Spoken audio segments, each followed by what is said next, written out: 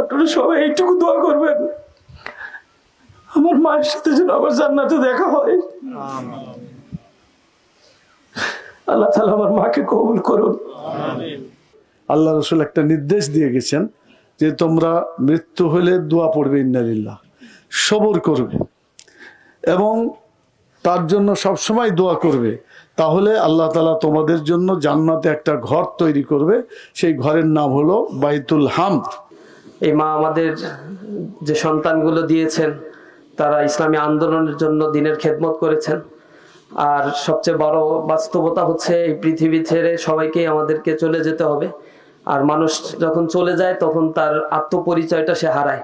একজন মানুষ পৃথিবী থেকে বিদায় নেওয়ার পরে তার নিজের নামটাই পর্যন্ত সে হারিয়ে ফেলে, তার নাম হয়ে যায় লাশ, মাইয়েত। আমাদের এই চূড়ান্ত পরিণতি সবাইকেই ভোগ করতে হবে।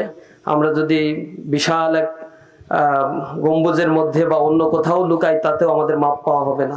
আল্লাহ রাব্বুল আলামিন যেন আমাদেরকে নেক মানুষ হিসেবে দিনের বুঝ নিয়ে জীবনযাপন করার তৌফিক দান করেন। আমাদের মা বিদায় নিলেন, তার পরিবারকে যেন আল্লাহ রাব্বুল আলামিন ধৈর্য ধারণ করার তৌফিক দান করেন।